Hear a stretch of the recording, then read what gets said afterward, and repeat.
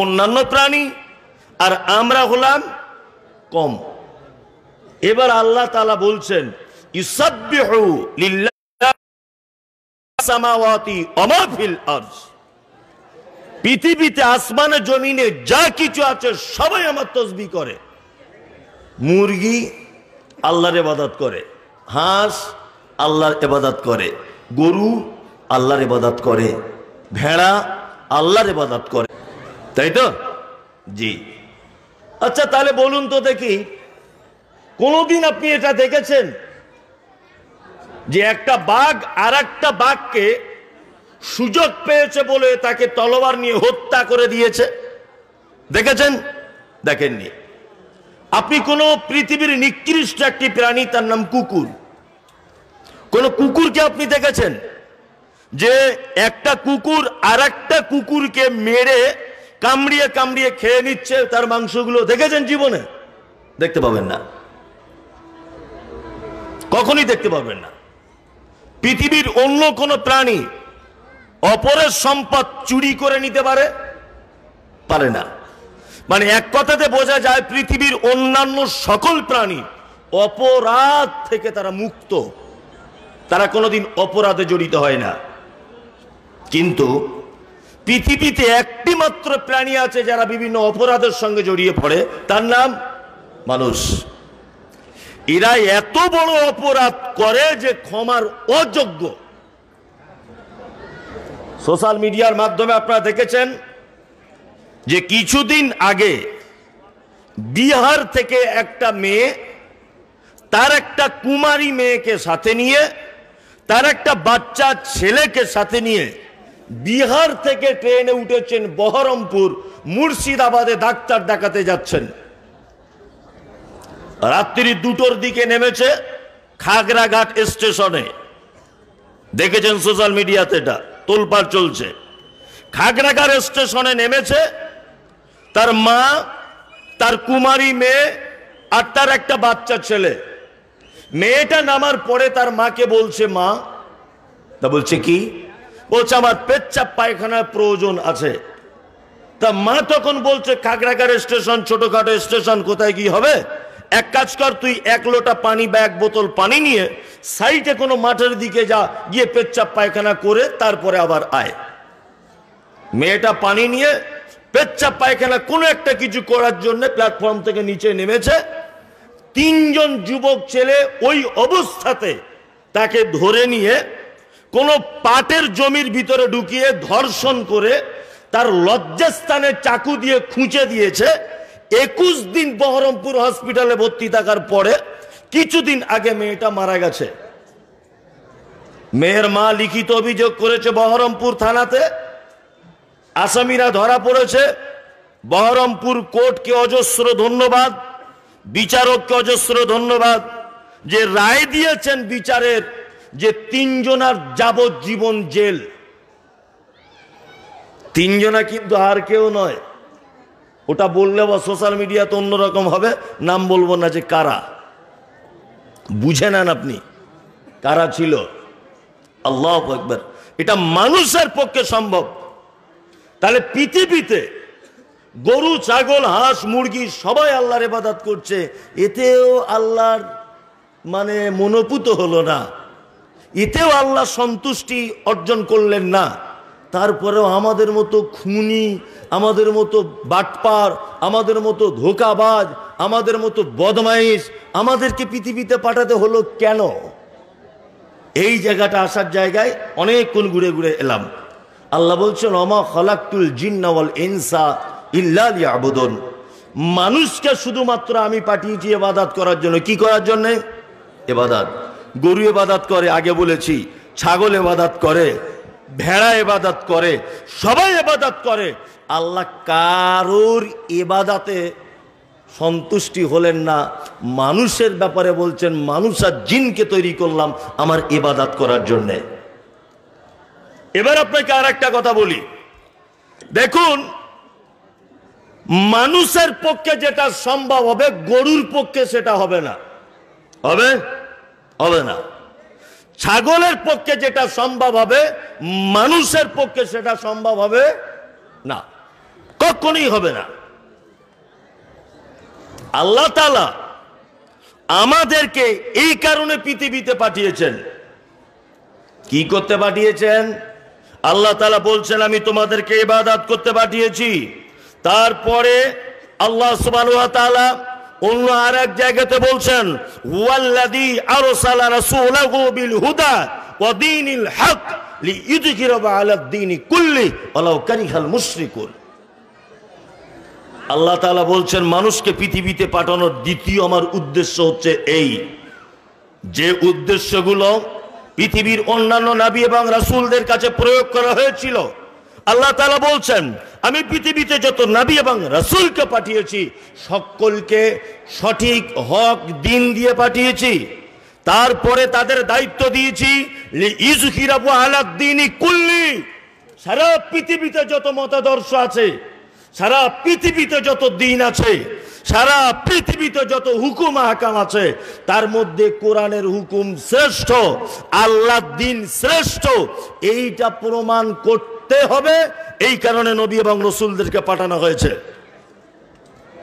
তাহলে এখন নবী রাসূলরা পৃথিবীতে আছে? আছে?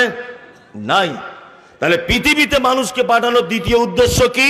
যে আল্লাহর দ্বীনকে সমস্ত দিনের থেকে যে সত্য, সমস্ত দিনের থেকে যে ভেরি ইম্পর্টেন্ট, এইটা প্রমাণ করার জন্য আমাকে আপনাকে পৃথিবীতে পাঠানো হয়েছে,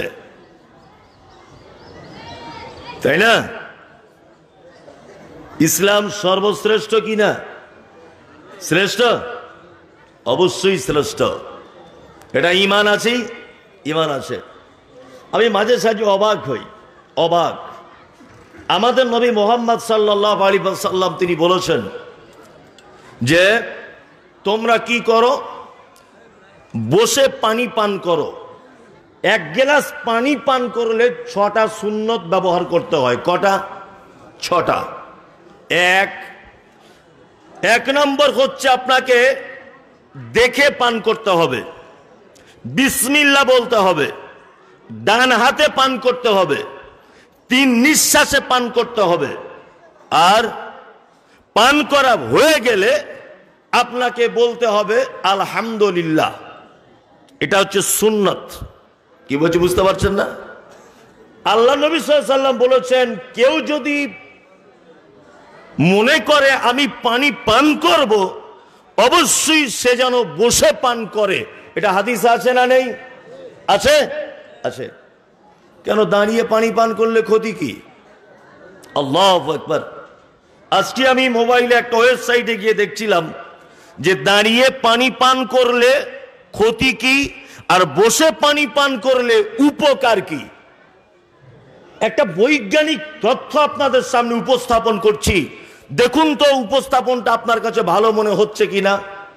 একটা মানুষের দেহের ভিতরে সে যখন পানিটা পান করে দাঁড়িয়ে, চায়ের দোকানে বা বাড়িতে দেখবেন মেয়েরা চা করার পরে ছাঁকনি দিয়ে চাটাকে ছেঁকে নেয়, নেয় না? আমাদের ওখানে ছাঁকনি বলে, আপনাদের কি বলে? ছাঁকনা। ছাঁকনা। ওই ছাঁকনাতে ছেঁকে নেয়, কারণ যাতে চায়ের দানাগুলো বা ময়লাগুলো কাপে পড়ে না যায়, তাই না? ঠিক তেমন আল্লাহ সুবহানাহু ওয়া তাআলা মানুষের দেহকে সুস্থ রাখার জন্যে আমরা যেমন দুনিয়াতে ফিল্টার পানি ব্যবহার করি, বাড়িতে ফিল্টার মেশিন বসাই না? আল্লাহ সুবহানাহু ওয়া তাআলা মানুষকে সুস্থ রাখার জন্য এর ভিতরে একটা ফিল্টার মেশিন বসিয়ে দিয়েছেন। একটা বান্দা যখন দাঁড়িয়ে পান করে, মেশিনটা এমন সিস্টেমে বসানো হয়েছে, ডাক্তার বাবুরা বলছেন যে ও দাঁড়িয়ে পান করলে মেশিনটা বন্ধ থাকে এরকম, আর ও যদি বসে পান করে তাহলে ফিল্টার মেশিনটা এইভাবে আস্তে আস্তে আস্তে আস্তে খুলে যায়।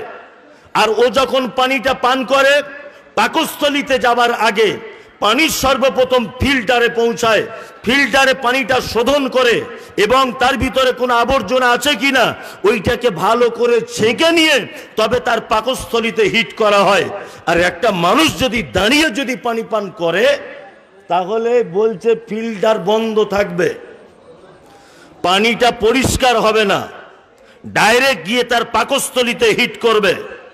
আর ময়লা আবর্জনাগুলো কি করবে না, রক্ত যে শিরা উপশিরাতে মানে চলছে, এই শিরা উপশিরাগুলো ভিতরে ওই ময়লাগুলো ঢুকে যাবে। আর এখানে যদি ঢুকতে চান্স না পায় তাহলে তার কিডনিতে একটা স্পট পড়ে যাবে, তাতে করে তার কিডনি নষ্ট হয়ে যেতে পারে খুব তাড়াতাড়ি। তার মানে বুঝে নিতে হবে এর থেকে। বর্তমান বাজারে আমরা যারা পানি পান করি, দাঁড়িয়ে যদি পানি পান করেন আপনি 5টা রোগে আক্রান্ত হতে পারেন। এটা সারা পৃথিবীর গবেষণাতে দেখা যাচ্ছে যে আপনি 5টা রোগে আক্রান্ত হবেন। 1, আপনার কিডনি নষ্ট হয়ে যেতে পারে। নাম্বার 2, আপনি যখন তখন আপনি হার্ট অ্যাটাক করতে পারেন, মানে আপনার কোনো সুযোগ থাকবে না, আপনি মারা যেতে পারেন। কারণ রক্তের যেখানে চলাফেরা করে এই শিরা উপশিরা, এর ভিতরে পানি যদি দাঁড়িয়ে পান করে, পানির যে ময়লাগুলো এই শিরা উপশিরার ভিতরে প্রবেশ করে, তখন তার জাম হয়ে যায় গোটা বডিটা, এক পর্যায়ে সে হার্ট অ্যাটাক করতে পারে, তার হার্ট ফেল করতে পারে রক্ত সঞ্চালন না হবার কারণে। নাম্বার 3 হচ্ছে আপনার হাত পা যখন তখন প্যারালাইসিস হয়ে যেতে পারে। দেখছেন না কিছু মানুষ হাত নিয়ে এরকম এরকম করে ঘুরছে, অথচ ভালো কি ভালো নয়, প্যারালাইসিস হয়ে গেছে, ডাক্তার বলছে আর ভালো হবে না। তার মানে ওর এই হাতের যে শিরা উপশিরাগুলি, এইগুলো তো রক্ত সঞ্চালন হয় না, এবং শিরাগুলো আস্তে আস্তে করে বসে গেছে, এই কারণে তার হাতে আর কাজ হচ্ছে না। নাম্বার 5 নাম্বার হচ্ছে এই, আপনি যদি দাঁড়িয়ে পান করেন তাহলে মুহাম্মদ সাল্লাল্লাহু আলাইহি ওয়াসাল্লামের সুন্নতের বিরুদ্ধচারণ করলেন। 5টা আপনার দাঁড়িয়ে পানি পান করলে ক্ষতি। আচ্ছা বলুন, হযরত মুহাম্মদ সাল্লাল্লাহু আলাইহি ওয়াসাল্লাম আজ থেকে 1500 বছর পৃথিবীর আগে এসেছেন, 1500 বছর আগে তিনি এসেছেন, তিনি যে বলেছেন বসে পানি পান করতে হবে, আজ 2023 সালের বিজ্ঞানীরা এই তথ্য গবেষণা করে আপনাদের সামনে আমাদের সামনে পেশ করছে যে মুহাম্মদ সাল্লাল্লাহু আলাইহি ওয়াসাল্লাম যা বলেছেন সম্পূর্ণটাই সঠিক এবং ঠিক। আল্লাহু আকবার। নাম্বার 2, আল্লাহ নবী সাল্লাল্লাহু আলাইহি ওয়াসাল্লাম বলেছেন গাঁটের নিচে কাপড় ব্যবহার করা যাবে কি না।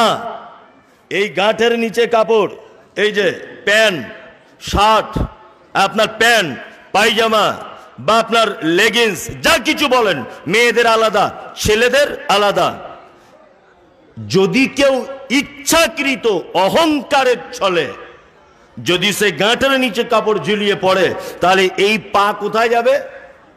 কোথায় বলুন? জাহান্নাম। আচ্ছা, একটা লোক সুদ খায়, এগুলো কোনোদিন ভেবেছেন? আমি বেশি হাদিস কোরআন জানি না, বলতেও পারবো না।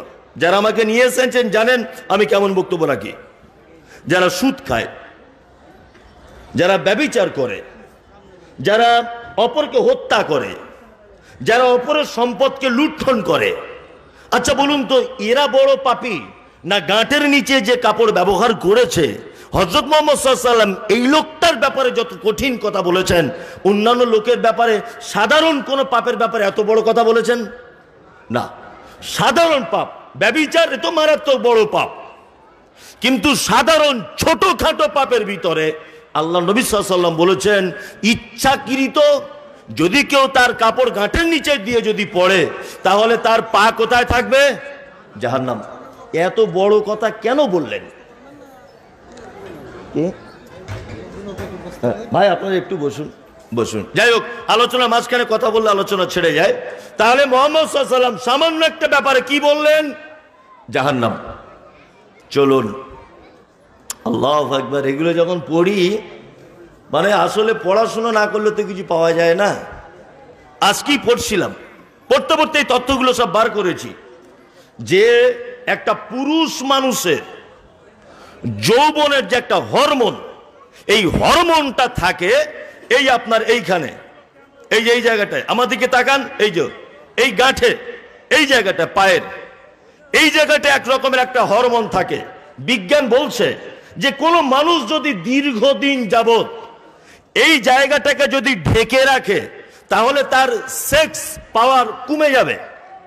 আর ওই জন্য চিকিৎসা বিজ্ঞানীরা বলছেন যে ওই গাঁটের নিচের ওই হাড়টাতে যে হরমোনটা তৈরি হয় প্রতিনিয়ত মিনিমাম তাকে 6 ঘন্টা থেকে 6 ঘন্টা 20 মিনিট পর্যন্ত তাকে পৃথিবীর বিভিন্ন রকমের হাওয়া তাকে লাগাতে হবে। এই 6 ঘন্টা থেকে 6 ঘন্টা 20 মিনিট পর্যন্ত হাওয়া যদি না খায়, তাহলে একটা মানুষ 30, 35, 40 বছরে তার যৌবন হারিয়ে ফেলতে পারে। কি 4টিখানে বড় বৈজ্ঞানিক ছিলেন মুহাম্মদ সাল্লাল্লাহু আলাইহি ওয়াসাল্লাম?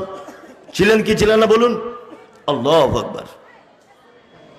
আল্লাহ তাআলার নবী পবিত্র আল কোরআনে বলছেন, কি বলছেন? আল্লাহ তাআলা বলছেন, ফানকিহু মা তাবা লাকুম মিনান নিসা মাসনা ওয়া সুলাসা ওয়া রুবা ফাইন খিফতুম আল্লা তাদিলু ফাওয়াহিদাতান।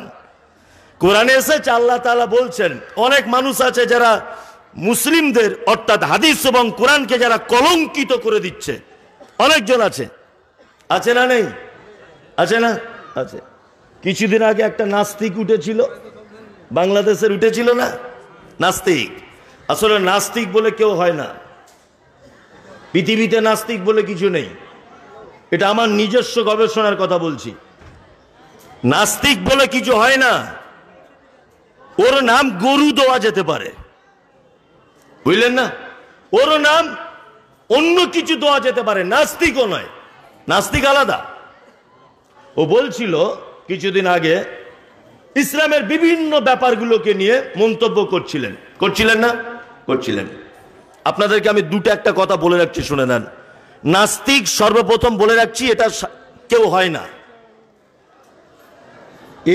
এদের নাম আমি দিচ্ছি গরু, নাস্তিক নয়। কেমন করে আপনাকে বলছি।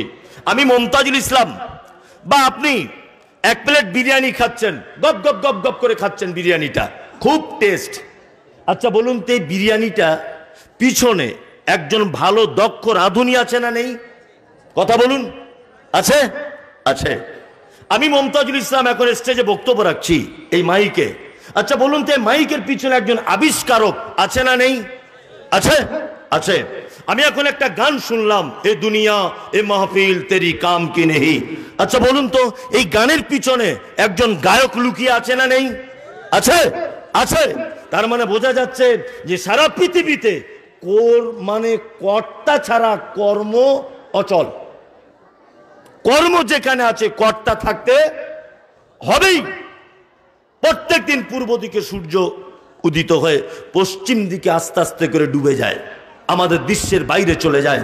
আচ্ছা বলুন তো দেখি, প্রত্যেক দিন যে সূর্য নির্দিষ্ট টাইমে উঠছে আর ডুবছে, বলুন তো এটা কাজ কি কাজ নয়? কাজ, কাজ। আচ্ছা কাজ যদি হবে, এর পিছনে কর্তা থাকবে কি থাকবে না? থাকবে। তার মানে বোঝা যাচ্ছে সারা পৃথিবীতে কেউ নাস্তিক হতে পারে না। নাস্তিক যারা নিজেকে বলছে, এরা নাস্তিক নয়, এরা গরু। পাগলেও বোঝে এটা, যে পাগল যার কোনো সেন্স নেই, সেও জানে যে কর্তা ছাড়া কোনোদিন কাজ সম্ভব নয়।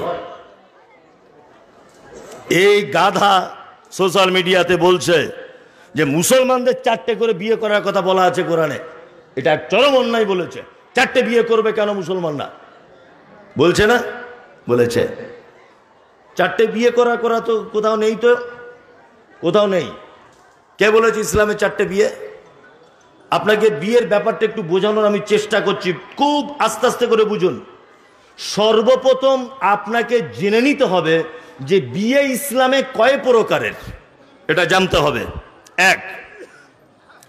একটা ছেলের সাধারণ ব্যাপার, যেটা একটা ছেলে তার সেক্স অর্থাৎ যৌবনের ক্ষমতা আছে, কিন্তু এই ছেলেটা কোনোদিন ব্লু ফিল্মে পাপ কাজ করে না, কোনোদিন হস্তমৈথুন করেও পাপ কাজ করে না, কোনোদিন কোনো পরনারীর কাছে গিয়েও যৌন সঙ্গম করে না, কোনোদিন লালায়িত হয়ে কোনো পরনারীর দিকে দৃষ্টি আকর্ষণও করে না। ছেলেটা একেবারে স্বাভাবিক, কিন্তু তার ইনকামও ভালো আছে, ছেলেটা পরেশগার ভালো, তার যৌবনেরও ক্ষমতা আছে, কিন্তু আজ পর্যন্ত কোনোদিন ছেলেটা তার যৌবন নিয়ে কোনোদিন পাপ কাজ করেনি। এর জন্য ইসলামে বিবাহ সুন্নতে মুআক্কাদা। নাম্বার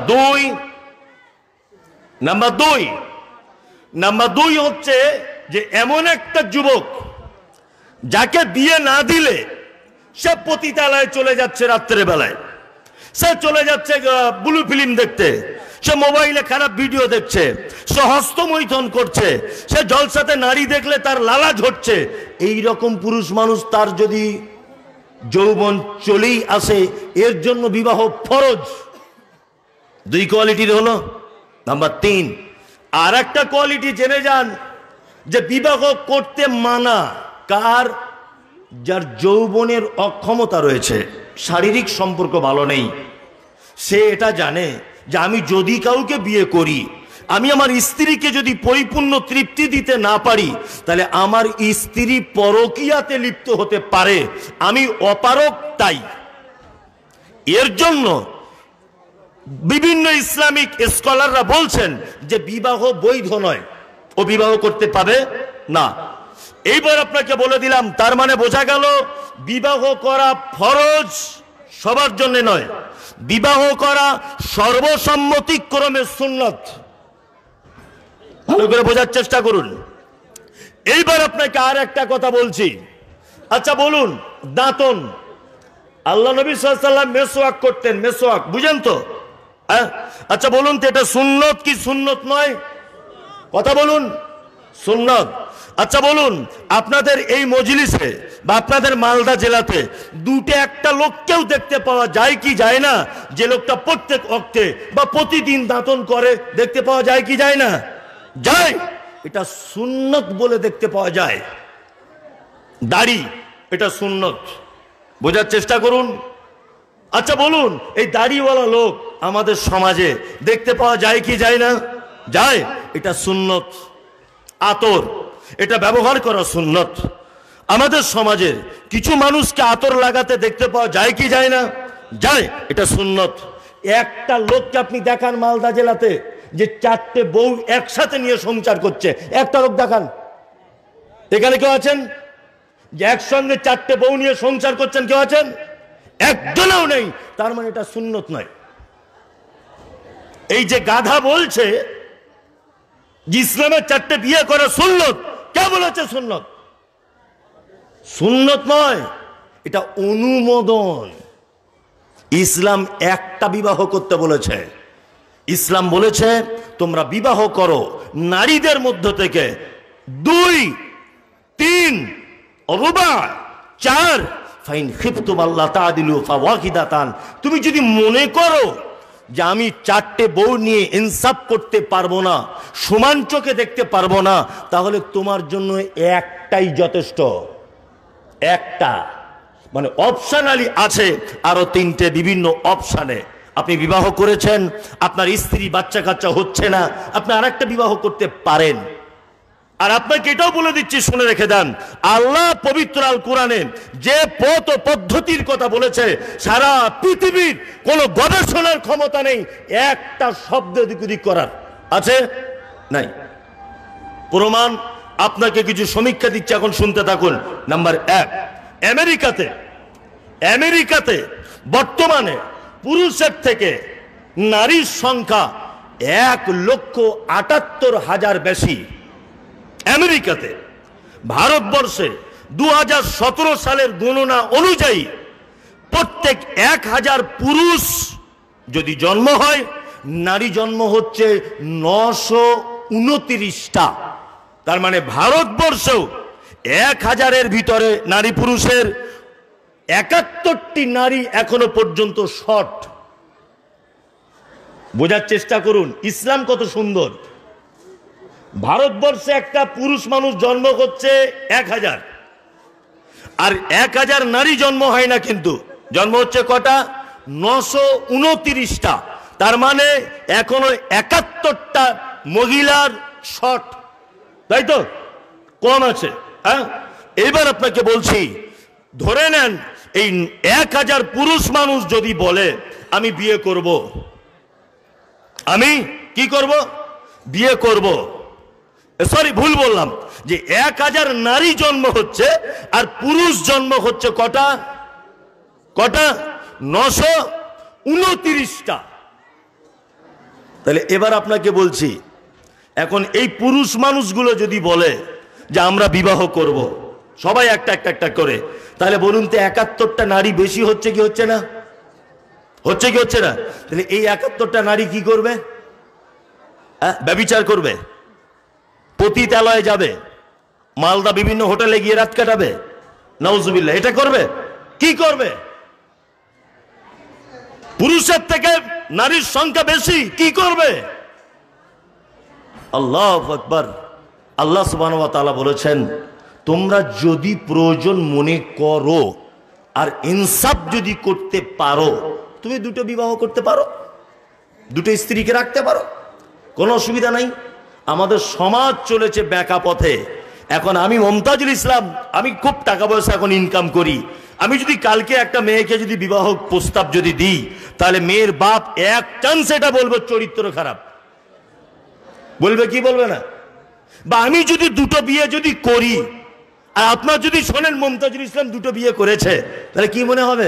সারা চরিত্র খারাপ, মেয়ে দেখলে লোক সামলাতে পারে না, এটা বলবে কি বলবে না? বলবে। সমাজ কত ভুল পথে চলছে আপনি একবার বিবেচনা করুন। বিবেচনা করার জন্য আপনাকে আমি খুব মনোযোগ সহকারে কথাটা শোনার চেষ্টা করছি। একটা মেয়ের স্বামী মারা গেছে, মেয়েটার বয়স 30 বছর। 30 বছর স্বামী মারা গেছে, 30 বছর তার বয়স। স্বামী মারা গেছে কতদিন? 2 বছর। পাড়ার একটা ফুচকে ছেলের সঙ্গে মেয়েটা রাস্তার ধারে গল্প করছে। আমরা দূর থেকে কি বলি? দেখ স্বামী মারা গেল আর একটাকে ধরে জুটিয়ে নিল। বলবো কি বলবো না? ওই মেয়েটা একদিন একা একা মালদা যাচ্ছে কোনো একটা কাজে, তা রাস্তাতে কয়েকটা চায়ের দোকানে থেকে লোক বলছে, দেখ স্বামী মারা গেল আর ঘন ঘন মালদায় যাচ্ছে, নিশ্চয়ই কারোর সঙ্গে কটলাইন জুড়েছে। এটা বলবো কি বলবো না? আমি আপনি বলবো। আমরা একটা মেয়েকে অপবাদ দিতে ভালো পারি, অথচ গ্রামে কোটিপতি লোক রয়েছে 20টা, একটা লোক তো ইচ্ছা করলে তাকে স্ত্রী হিসাবে যদি গ্রহণ করেই নেয়, তাহলে ও পবিত্র থাকবে, ও আপনার অধীনে থাকবে, আর আপনিও সুস্থ থাকবেন। যদি করে কেউ, ক্ষতি কি? এর নাম ইসলাম। কোনো জায়গাতে আপনাকে ঠকানো হয়নি। ঠকানো হয়েছে? কোনো জায়গাতে ঠকানো হয়নি। ভাববে না এটা যে একটা লোকের দুটি স্ত্রী আছে মানে ওর চরিত্র খারাপ, একদম নয়। আল্লাহ তাআলা বলছেন, লিইযহিরাহু আলাদ-দীনি কুল্লি, ইসলাম সর্বশ্রেষ্ঠ একটা ধর্ম, এটা মানুষের কাছে তোমাকে পৌঁছে দিতে হবে। এবার আপনাকে একটা কথা বলে দিচ্ছি, শুনে রেখে দেন।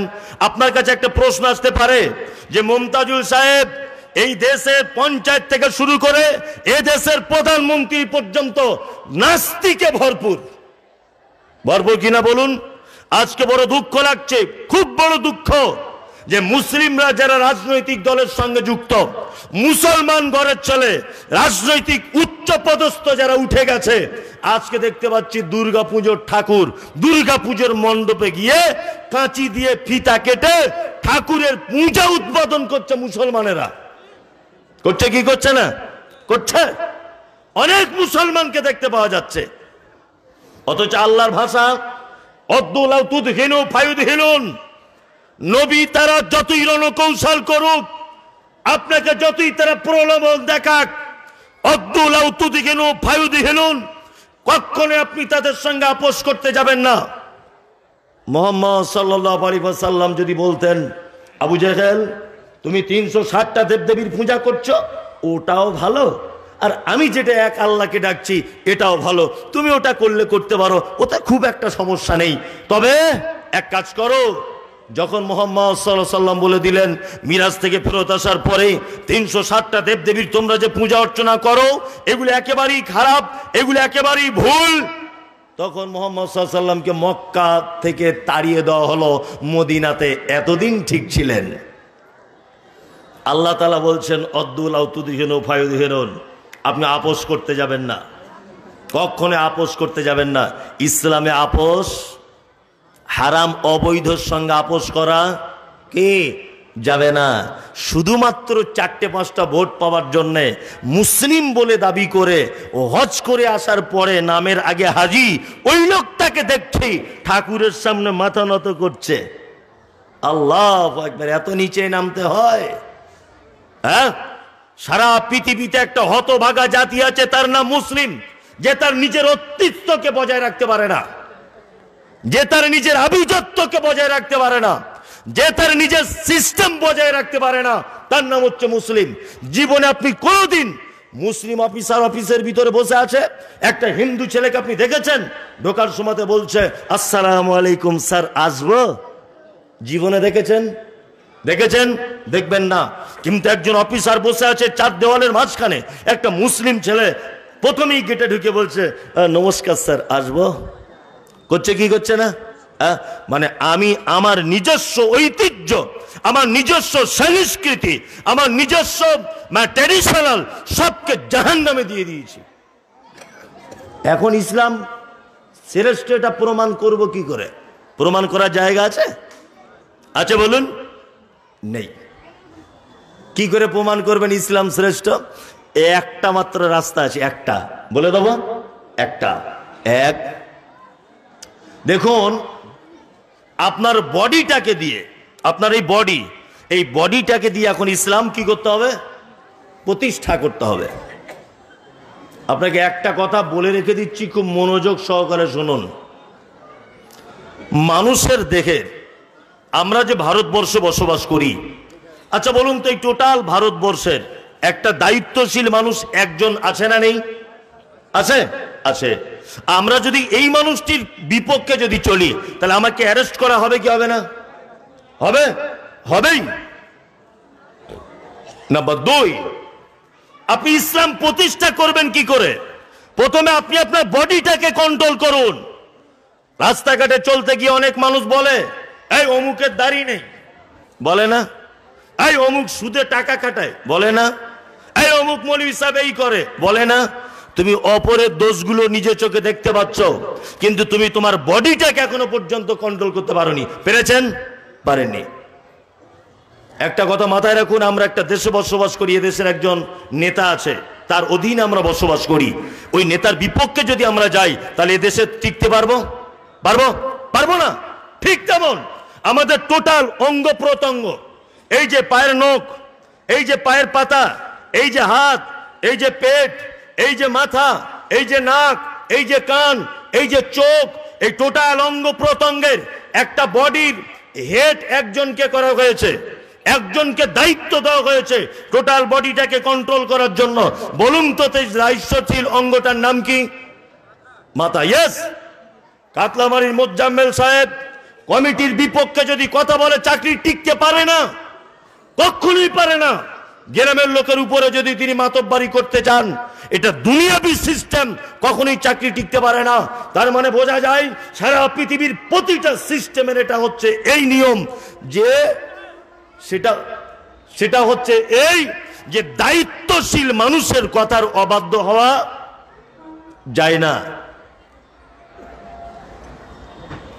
এবার আপনাকে বলছি, তার মানে আপনার মাথার সর্দার, টোটাল বডিটার সর্দার কে?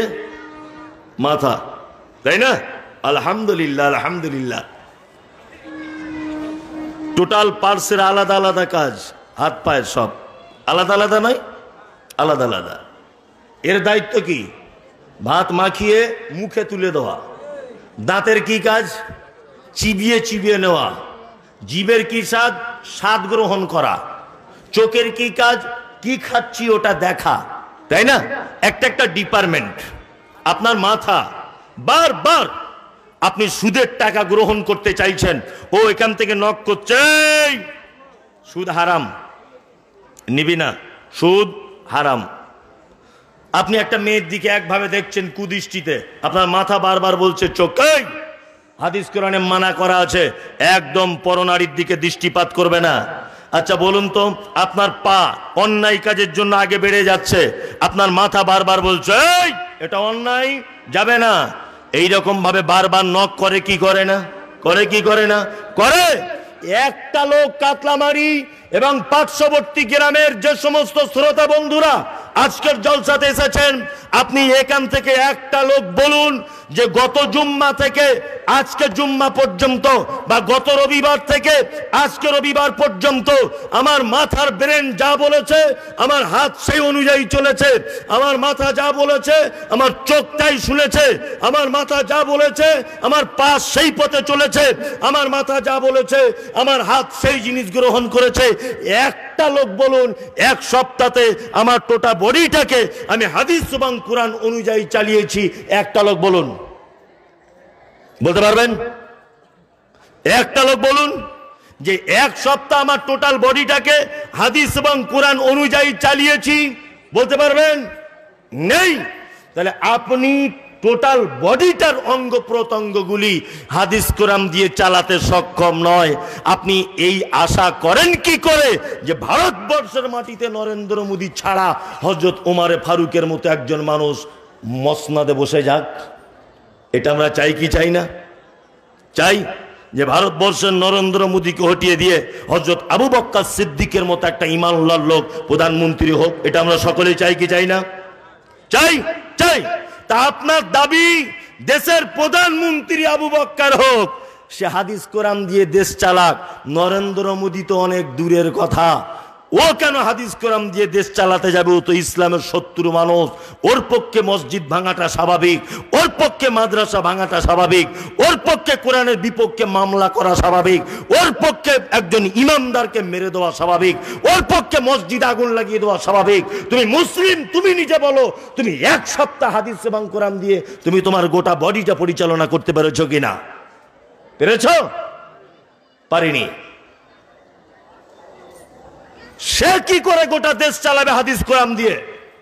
তুমি 365 দিন ইসলামের কথা শোনার পরেও এখনো পর্যন্ত তোমার হাত অন্যায় কাজ হয়, তোমার পা দিয়ে অন্যায় কাজ হয়, তোমার চোখ দিয়ে অন্যায় কাজ হয়, তোমার মুখ দিয়ে অন্যায় কাজ হয়। হয় কি হয় না? হয়। এইটাকে দিয়ে আগে হাদিস কোরআন দিয়ে চালান। যদি বলছেন তাহলে তো ইসলাম আর প্রতিষ্ঠা করার জায়গায় পেলাম না, তারপরেও অপশান রেখেছি, আছে। কি আপনাদের এখানে বিডিও অফিস কোথায়? পুকুরিয়া। পুকুরিয়া বিডিও অফিস একদিন গিয়ে বসেছেন, একদিন লাইনে দাঁড়িয়ে আছেন কোন একটা কাগজের জন্যে। তা সবাই লাইনে আছে, সবাই লাইনে দাঁড়িয়ে আছে। চৈত্র মাসের প্রখর রোদ্দুর, খুব রোদ্দুর। এখন এই রোদ্দুর বলে সবাইকে দেখতে পাওয়া যাচ্ছে এক বোতল করে পানি এনে ডক ডক ডক ডক ডক ডক করে দাঁড়িয়ে পান করে নিচ্ছে সবাই। আপনিও গিয়ে এক গ্লাস বা এক বোতল পানি দোকান থেকে কিনুন। ইসলাম প্রতিষ্ঠা এইভাবে করুন। বর্তমানে পানিটা নিয়ে ওই 100 জন লোকের সামনে হঠাৎ করে বসে যান, বিসমিল্লাহ বলে পান করুন, 3 নিঃশ্বাসে পান করুন। বিসমিল্লাহ বলে পান করা শুরু করে আপনি পান করা হয়ে গেলে আলহামদুলিল্লাহ বলুন। পাশে একটা মানুষের মনে যেন কৌতূহলী জাগে, কি ব্যাপার এত মানুষ দাঁড়িয়ে দাঁড়িয়ে পান করছে, তুমি কেন বসে পান করলে? আপনি তখনই বলুন এই বসে পান করতে বলেছেন মুহাম্মদ সাল্লাল্লাহু আলাইহি ওয়াসাল্লাম।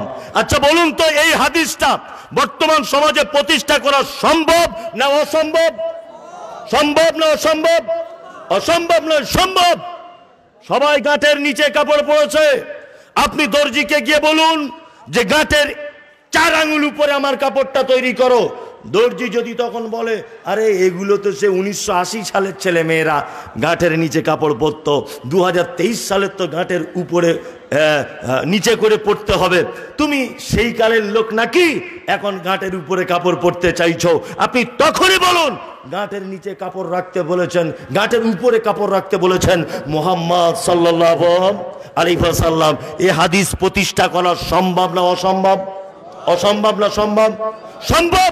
আপনি অন্তত পক্ষে এইটা করুন। কোথায় মসজিদ ভেঙেছে? মালদাতে ট্রেনে আগুন লাগিয়ে দিচ্ছে। কে তোমাকে এটা লাগাতে বলল? কোন নাস্তিক আল্লাহ নবী সাল্লাল্লাহু আলাইহি ওয়াসাল্লামের ব্যাপারে কথা বলেছে? আর এইখানে বসে ও রাস্তা অবরোধ করে দিয়ে পথচারীদেরকে কষ্ট দিচ্ছে। এইভাবে ইসলাম প্রতিষ্ঠা হবে না। ইসলাম প্রতিষ্ঠা হবে তোমার ব্যবহারে। তোমার ব্যবহারের ভিতরে মুহাম্মদ সাল্লাল্লাহু আলাইহি ওয়াসাল্লামের দীর্ঘ 23টা বছর ফুটে উঠবে, তাহলে তোমার পক্ষে ইসলাম সম্ভব হবে প্রতিষ্ঠা করা। কি বলছি বুঝতে পারছেন না? আল্লাহু আকবার। কিছুদিন আগে এগুলো তো সোশ্যাল মিডিয়ায় দেখেন, যখন দেলোয়ার হোসেন সাইদি সাহেব মারা গেলেন, দেলোয়ার হোসেন সাইদি বাংলাদেশের জানেন তো মুফাসসিরে কোরআন, আল্লাহু আকবার। প্রতিটা বক্তার বক্তব্যের পিছনে ওনার একটা অবদান আছেই। যে যত দরেরই বক্তা হোক পশ্চিম বাংলাতে, যে দেলোয়ার হোসেন সাইদিকে ফলো না করে বক্তা হয়েছে এরকম কোনো বক্তা নেই, বাঙালিরা বিশেষ করে। বক্তা জগতের একজন বিখ্যাত মানুষ, আল্লাহ ওনাকে জান্নাতুল ফিরদাউস দান করুক, আমিন। তা বাংলাদেশের কিছু মানুষকে দেখতে পেলাম যে রাস্তাঘাটে তারা পথ অবরোধ করেছে। তা সাংবাদিকরা একজনকে জিজ্ঞাসা করছে, পথ অবরোধ করেছো কেন ভাই? তা বলছে, কেন আল্লামা দেলোয়ার হোসেন সাইদিকে মেরে দিবে, জবাব চাই, জবাব চাই। ওই লোকটাকে জিজ্ঞাসা করছে যে বলো তো দেখি, সর্বপ্রথম মহিলাদের ভিতরে ইসলাম গ্রহণ করেছে কে? ও তখন ভেবে চিনতে বলছে, শেখ হাসিনা। ওই ছেলেটাই বলছে শেখ হাসিনা। আশ্চর্য ব্যাপার। তার মানে বোঝা যাচ্ছে এই যে ও আবেগে রাস্তা অবরোধ করে বসে আছে। দীর্ঘ 23 বছরের নবী মুহাম্মদ সাল্লাল্লাহু আলাইহি ওয়াসাল্লামের কোনো চিহ্ন তার ভিতরে খুঁজে পাওয়া যায় না। এর আন্দোলনের 10 পয়সাও কোনো দাম নেই। আছে এই যে সোশ্যাল মিডিয়াতে দেখতে পেয়েছেন, আমাকে গালাগালি করা হচ্ছে। আমি বলে দিয়েছি নবী দিবস পালন করা একেবারে হারাম, একেবারে বেদাত। জুলুস বার করা একেবারেই হারাম, একেবারেই বেদাত। বেদাত মানে চরম পর্যায়ের বেদাত।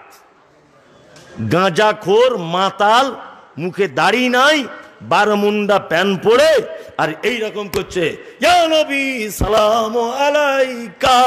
ফেরেশতারা বাঁশ নিয়ে ঘুরছে, শালা মুখে দাড়ি নাই, মুতে পানি লাই না, বারমুন্ডা প্যান পরে ইয়া নবী সালাম আলাইকা। তোমার পাছার চামড়া তুলে দিবে তোমার।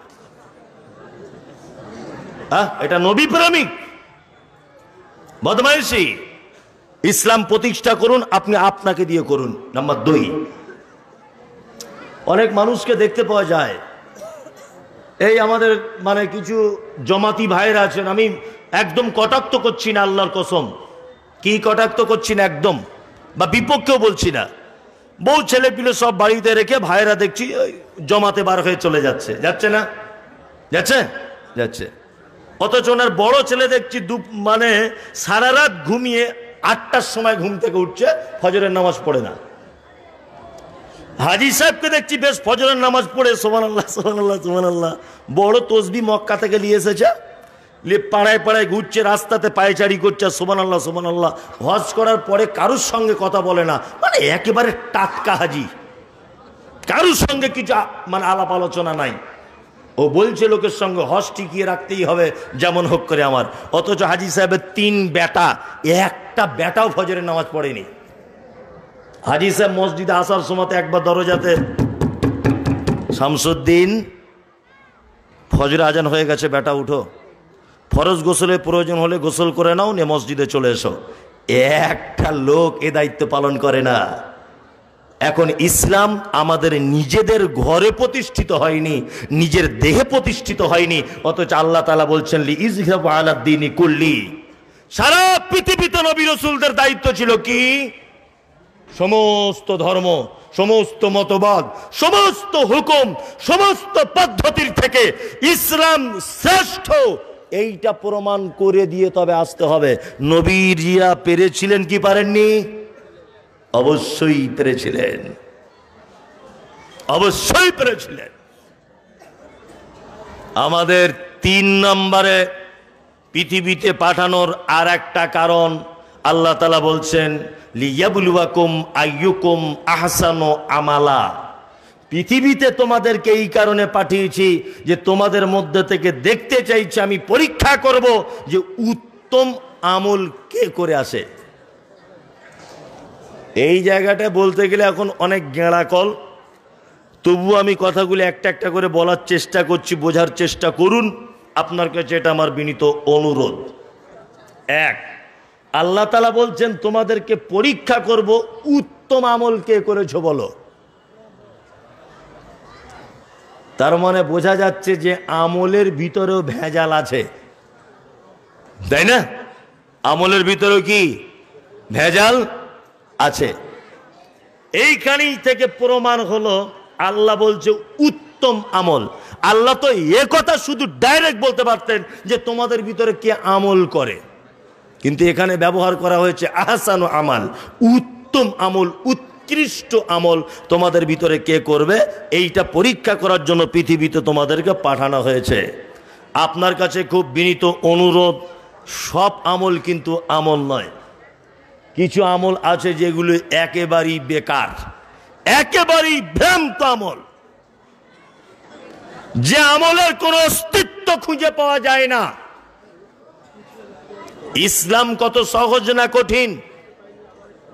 ইসলাম সহজ না কঠিন? কঠিন? সহজ। আরে তাই বলে এত সহজ না যে মোবাইলের একটা SMS 100 জনকে শেয়ার করে দিলে জান্নাতুল ফেরদাউস। দেখছেন না মোবাইলে কিছু কিছু পোস্ট করছে, বলছে আগামী ডিসেম্বরের 12 তারিখ থেকে প্রথম রমজান, এই সংবাদটি যদি কেউ 100 জন মানুষের কাছে পৌঁছে দেয় তার জন্য জান্নাতুল ফেরদাউস। আরে এত সহজ? সহজ বলে কি এতই সহজ? এত সহজ নয়। ইসলাম সহজ, একেবারেই সহজ। আল্লাহ নবী সাল্লাল্লাহু আলাইহি ওয়াসাল্লাম বলেছেন, কি বলেছেন? একটা মানুষ মুমূর্ষ ব্যক্তি মারা যাচ্ছে, মারা যাওয়ার সময়তে তুমি তার পাশে বসে তাকে কলমার তালকিন দাও, লা ইলাহা ইল্লাল্লাহ, এই কথাটা তার পাশে বসে তুমি বলো। যদি তোমার বলাতে ও একবার যদি লা ইলাহাটা যদি বলে দেয়, ওর থাকার জায়গা জান্নাত। কি বলছি বুঝতে পারছেন না? লোকটা যায় এই মাত্র চলে যাবে জান, এইরকম একটা পজিশন। ওর বড় ছেলে মাদ্রাসার হুজুরকে ফোন করে বলছে, আব্দুল্লাহ হুজুর বলছেন? বলছে হ্যাঁ। বলছে আব্বা তো প্রায় অবস্থা খারাপ। বলছে এক্ষুনি আমি 5টা ছেলে পাঠিয়ে দিচ্ছি বড় কোরআন দিয়া।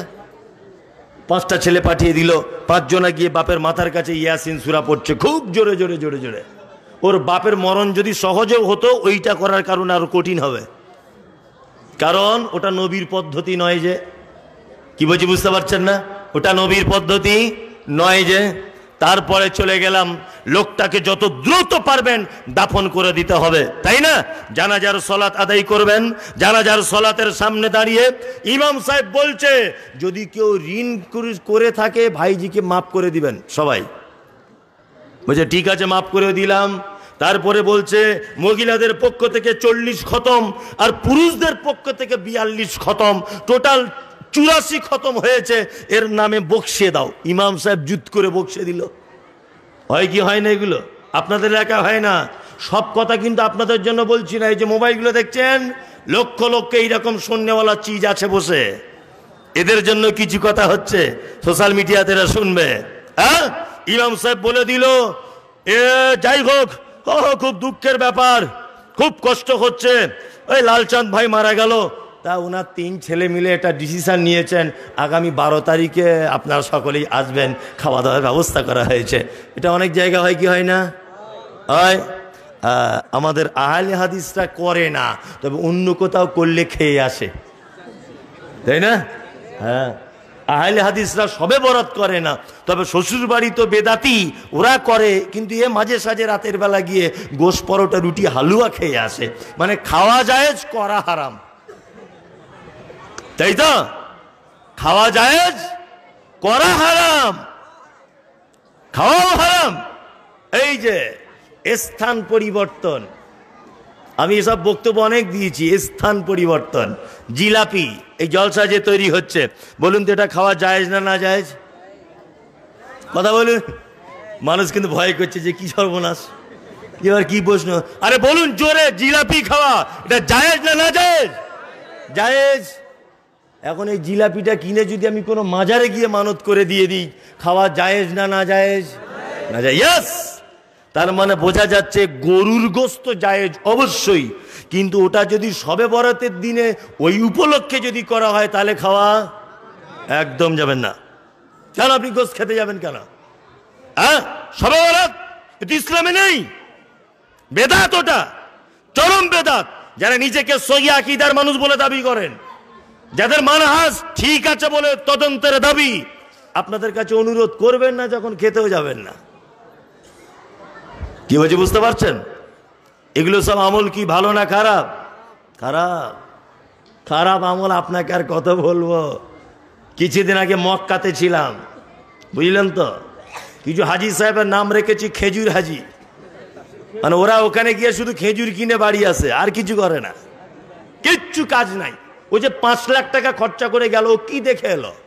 আরে হাদিস কোরআন বুঝুক না বুঝুক, অন্তত মানুষ তো দেখেও কিছু শেখে। শেখে কি দেখে না? শেখে।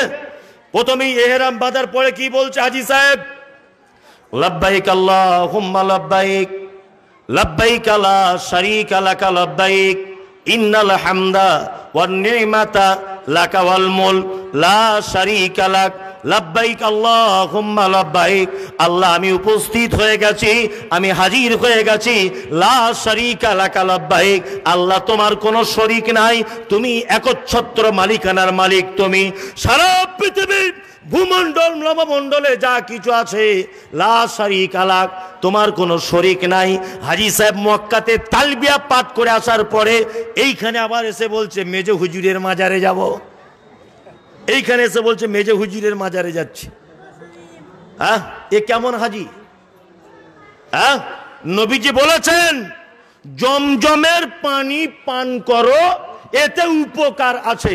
যে যে নিয়তে পান করবে তার সেই নিয়ত পূরণ হবে। বোঝার চেষ্টা করুন। ও 4 লাখ টাকা খরচা করে হজ করতে গেছে, ওর উচিত কি জমজমের পানি বেশি করে পান করা? এর উচিত এটাই তো। ও জমজমের পানি পান না করে ওর দেখছি পায়ে ব্যথা, দিন রাত পায়ে ধুচ্ছে, দিন রাত পেটে গ্যাস হচ্ছে, পেটে বোলাচ্ছে, আর মাথাতে এইরকম করে জমজমের পানি ঢেলছে আর ধুচ্ছে। ও কত বড় বোকা! নবীজি বলেছেন ওটা তোমার খাদ্য মেটাবে, ওটা তোমার রোগের ঔষধও বটে। ও কিছুই বুঝলো না। মসজিদে নববীতে তাকবীর হচ্ছে, আল্লাহু আকবার, আল্লাহু আকবার, আশহাদু আল্লা ইলাহা ইল্লাল্লাহ, আশহাদু আন্না মুহাম্মাদার রাসূলুল্লাহ, হাইয়া আলাস সালাহ, হাইয়া আলাল ফালাহ, কদ কামাতিস সালাহ, কদ কামাতিস সালাহ, আল্লাহু আকবার, আল্লাহু আকবার, লা ইলাহা ইল্লাল্লাহ। পানির বোতল আছে সাহেব? পানির বোতল? পানির বোতল নেই এখানে? পানির বোতল আছে? পানির বোতল? এটা পানির বোতলও নেই স্টেজে? আশ্চর্য ব্যাপার। যাই হোক, ওইখানে ও দেখে এলো একটা পানির বোতল আনুন দয়া করে, পানি পিপাসা লেগেছে। ওইখানে ও দেখে এসেছে যে মসজিদে নববীতে তাকবীরের প্রত্যেকটা শব্দ কভার করে বলছে, হ্যাঁ, একবার করে, তাই না? একবার করে। এবার আপনাকে বলছি, পৃথিবীতে 3টে জায়গায় নেকির উদ্দেশ্যে ভ্রমণ করা জায়েজ। কটা? কটা? 3টা। 1 বাইতুল্লাহ কাবা, 2 মদিনাতে নববী, 3 মসজিদে আকসা। আরেকটা জায়গায় যেতে পারেন, তার নাম মসজিদে কুবা।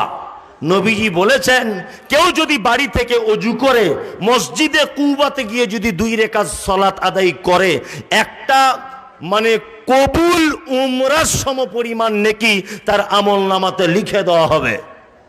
ভালো করে বোঝার চেষ্টা করুন। মসজিদে নববীতে যদি কেউ 2 রাকাত নফল সালাত আদায় করে, তাহলে ওই লোকের আমলনামাতে 1000 রাকাতের নেকি দেওয়া হবে। কত রাকাতের? 1000 রাকাতের। নবী মুহাম্মদ সাল্লাল্লাহু আলাইহি ওয়াসাল্লাম যে মসজিদের কথা উল্লেখ করেছেন, নেকির সীমা বাড়িয়ে 1000 পর্যন্ত পৌঁছে গেছেন। ওই মসজিদে তাকবীর হচ্ছে আল্লাহু আকবার, আল্লাহু আকবার, আশহাদু আল্লা ইলাহা ইল্লাল্লাহ, আশহাদু আন্না মুহাম্মাদার রাসূলুল্লাহ। একবার একবার করে হচ্ছে। হাজী সাহেবরা কথা সত্য বলছি না মিথ্যা বলছি? ছি ছি ছি, আস্তাগফিরুল্লাহ।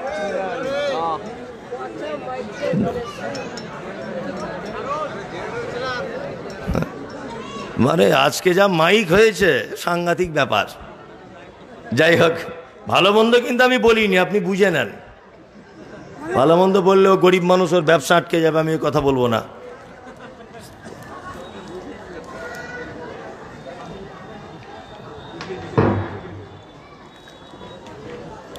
যে কথা বলছিলাম, তাহলে ও ওখানে দেখে এলো তকবীরের এই পদ্ধতি, আর ওই লোকটা 5 লাখ টাকা খরচা করে মদিনা থেকে বাড়ি এসেছে। ওর মসজিদের মুয়াজ্জিন সাহেব বলছে আল্লাহু আকবার, আল্লাহু আকবার, আল্লাহু আকবার, আল্লাহু আকবার, আশহাদু আল্লা ইলাহা ইল্লাল্লাহ, আশহাদু আল্লা ইলাহা ইল্লাল্লাহ, আশহাদু আন্না মুহাম্মাদার রাসূলুল্লাহ, আশহাদু আন্না মুহাম্মাদার রাসূলুল্লাহ, সব দুইবার করে বলছে। তাই ও হাজী সাহেব হাদিস কোরআন নাই বাজানো, ও অন্তত পক্ষে ইমাম সাহেবকে তো এই কথা বলতে পারবে যে মদিনাতে একবার করে শুনে এলাম, মক্কাতে একবার করে, এখানে কেন দুবার করে? আচ্ছা, এটা তো বলতে পারে কি পারে না? পারে, পারে। মসজিদে নববীতে 5 ওয়াক্তের নামাজে এক ওয়াক্তে ইমাম সাহেব কয়ে হাত তুলে একবার দোয়া করছে না? নাকি ওখানে দোয়া কবুল হবার জায়গা নয়? আল্লাহর নবী যেখানে শুয়ে আছে, নবীর মসজিদ যেটা, ওই মসজিদের ইমাম সাহেবরা কেউ দোয়া করছে না, অথচ হাজী সাহেব বাড়িতে ইমাম সাহেবকে বলছে অনেকদিন পরে এলাম, একটু দোয়া করে দেন অন্তত পক্ষে। প্রত্যেক নামাজের পরে পরেই দোয়া হচ্ছে সবাইকে নিয়ে। হাজী সাহেব একটু হাদিস কোরআন না জানুক, মৌখিক প্রতিবাদটাও করলো না? করতে পারে কি পারে না? পারে। তার মানে ও হাজী সাহেব কিছুই বুঝে না, ও খেজুর কিনতে গিয়েছিল। আমি যা বুঝেছি এই পর্যন্ত, আল্লাহ তাআলা বলেছেন ওয়ামিলাতুন নাসিবা, আল্লাহ তাআলা বলেছেন এক শ্রেণীর মানুষ তারা আমল করবে, আমল করতে করতে করতে করতে ক্লান্ত হয়ে যাবে, তারপরেও তাদের থাকার জায়গা জাহান্নাম, নিশ্চিত জাহান্নাম। তার মানে আমল করেও জান্নাতে যাওয়া যাবে হ্যাঁ না? হাদিস বলছে এক রকমের, ও শুনছে আর এক রকমের। আল্লাহর নবী বলেছেন এক রকমের, হুজুর করছে আর এক রকমের। কি বলছি বুঝতে পারছেন? একটা কথা মাথায় রেখে দিবেন, যদি আপনি বাঁচতে চান তাহলে প্রেসক্রিপশন অনুযায়ী ওষুধ খেতে হবে। মাস্টারি করে যদি খেতে চান তাহলে মারা যাবেন। একটা লোক ডাক্তারখানাতে গেছে, একটা মজার কথা বলি, লোকটার চোখের প্রবলেম। তা ডাক্তারখানাতে যাবার পরে ডাক্তারবাবু চোখটা দেখার পরে একটা চশমা লিখে দিয়েছে। তা ও দোকানে গেছে, দোকানে যাবার পরে বলছে ভাই এই চশমাটা আছে? তা ফার্মেসিওয়ালা বলছে হ্যাঁ আছে। তা বলছে দাম কত? তা বলছে 50 টাকা। বলছে পাওয়ার কত? বলছে পাওয়ার 50 পাওয়ার। বাহ। ও তখন বলছে ভাই তাহলে 100 পাওয়ারের দাম কত? বলছে ওইটারও দাম 50 টাকা। 150 পাওয়ারেরটা? বলছে ওইটারও দাম 50 টাকা। তো রুগী তখন ভাবছে যদি পাওয়ার বেশি যত হবে, দাম যদি একই হয়, তাহলে আমি একটু বেশি পাওয়ারেরই কিনবো। নে রুগী এখন মাস্টারি করে 250 পাওয়ারের কিনেছে। কিনে এখন রাস্তা দিয়ে আসছিল, আস্তে আস্তে পুঁটি মাছগুলোকে দেখেছে কাতলা মাছের মতো বড়, নে কিনে নিয়ে বাড়ি এসেছে। ওর বউ রান্না বান্না করেছে, দিয়েছে ওকে খেতে। ভালো করে বোঝার চেষ্টা করুন, এটা গল্প না, এর ভিতরে মারাত্মক জ্ঞান আছে। তোর স্ত্রী রান্না বান্না করেছে, এখন ওই লোক যখন খেতে বসেছে চশমা খুলে খেতে বসেছে। তখন আর স্ত্রীকে বলছে আরে রহিমা, আমি কাতল মাছ কিনে আনলাম আর তুই আমাকে পুঁটি মাছ দিলি, এদিকে আয়।